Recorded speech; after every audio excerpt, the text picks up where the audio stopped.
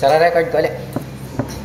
So, now, let's study subtracting integers. This is just a review. Paano mag-subtract ng integers. So, madali lang kasi yung ano eh. Halimbawa, bako lang to. Yan. Madali lang kasi yung 5 minus 3. Ito lang, di ba? Ang dali-dali lang. 10 minus 5.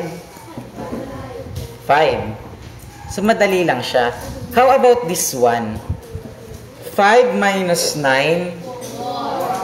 5 minus 9 is, may 5 piso ka, binawasan mo ng 9. Pwede ba yun?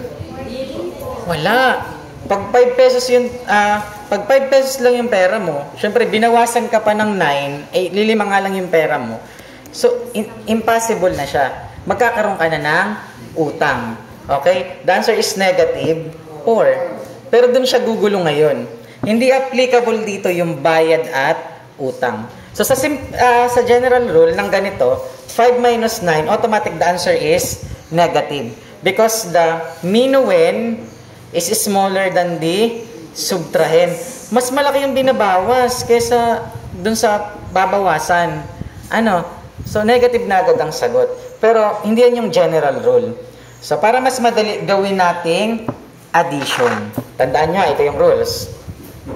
Okay? So, lagyan natin. 5. Itong minus sign, gawin mo lang addition. Sa madaling salita, yung subtraction, gagawin mong addition. Again, ito yung pinadaling version ha. Okay? Tapos yung subtrahen, yung symbol niya, babaliktarin mo. Ano si subtrahen? 9. Yan ay positive. Gagawin mong negative. So, si positive 9 magiging negative 9. Magiging negative 9. Again, addition na ulit tayo. Yung dating subtraction naging addition. So, 5 plus negative 9. Ano? Negative 4. May 5 piso ka, plus may utang ka na 9, the answer is negative 4. Okay. Mahirap madali. Negative 4. Yan na yun, rules. Pag ginawa mo yan, yan na yun talaga. Okay, next. Number 2. 7 minus 13. Di ba sabi kanina, negative 6. Kasi nga, mas malaki itong 13, di ba? Pero gamitan natin ng general rule. Okay? Gamitan natin. So, si 7 mariretain, yung minus magiging plus, tapos ito 13, positive 13 magiging negative 13. So, sagutan natin. Okay? 7 plus negative 13, negative 6. May 7 pesos ka, pero may utang ka na 13. Bayaran mo na ng 7 pesos, may utang ka pang 6. Okay? So, ganyan ko lang siya sinusolve. Hindi ko alam kung magiging effective sa inyo, pero sa akin masasabi ko, effective siya. Effective. Okay, number 3. O, diba? Negative 5 minus 4. Again, what's the rule? Minus gagawing plus. Yung 4 magiging negative 4. Magiging negative 4. Again, let's compute.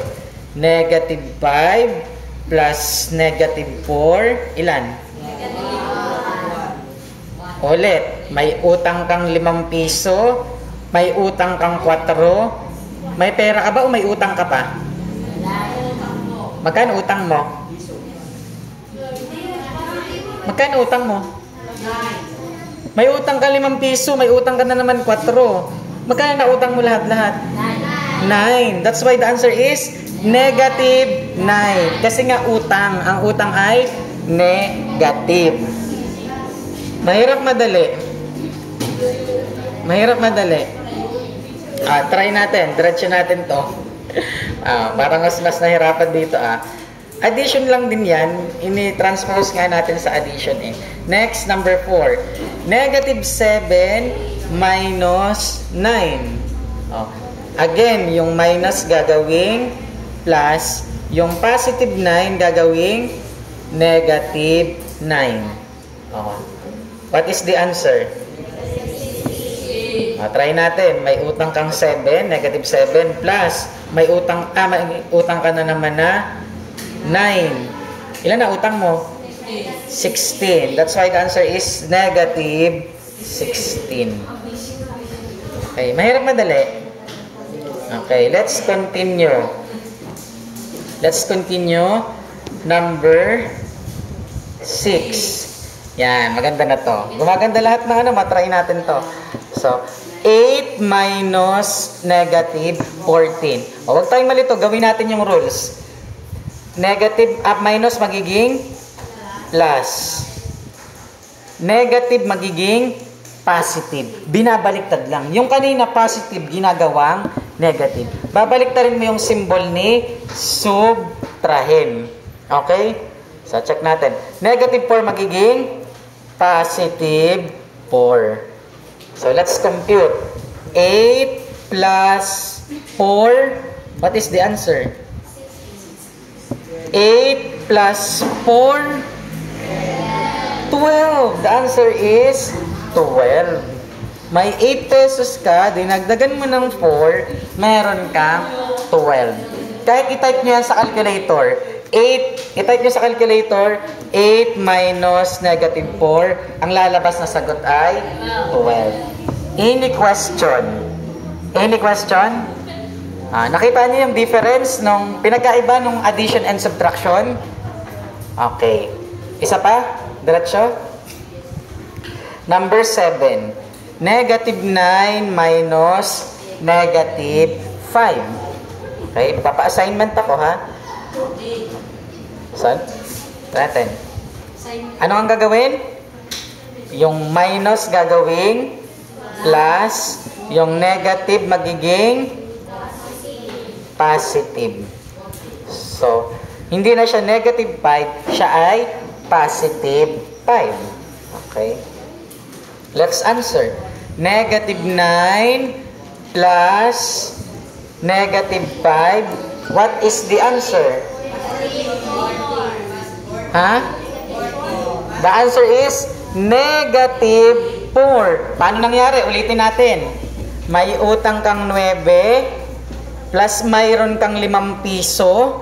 Siyempre, babayaran mo na yung 5 piso dun sa 9. Ang utang mo na lang ay 4. That's why the answer is negative 4. Tapos kami na nakaintindi.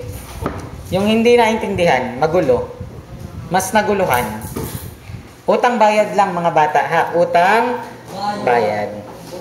Okay, number 8. Number 8. Negative 5 minus negative 7. Again, yung negative gawing, yung minus gawing plus. Ano yung operation na minus, subtraction gawing addition. So, negative magiging, minus magiging plus. Negative 7 magiging positive 7. Then, let's answer. Okay? Meron kang negative 5, may utang ka na 5. Plus, pero may pera ka naman na 7. Magkano na lang ang pera mo or may utang ka pa? Meron ka pa? 2. Utang o pera mo talaga? So, yun ay positive 2. The answer is positive 2. Nawawala yun. Okay? Any question? Kaya na? O, isa pa. Isa pa? O, ito. 17 minus 12. Madali lang intindihin. May 17 ka. Bawasan mo ng 12. 5. 5 piso. O, ay sir, paano naman gawin natin yung rules? Kung talagang totoo yung rules mo. O, gawin natin. Try natin. I-check lang natin ha. Yung minus magiging plus. Yung positive 12 magiging negative 12. O, check na natin kung totoong 5 nga ang lalabas na sagot. O, 17. Tapos meron kang utang na 12. May 17 ka pero may utang kang 12. mayroon ka pang 5 piso. Naintindihan? Ganun lang yun. Okay na tayo sa subtraction? Okay. So, that's all. Ikakat ko na.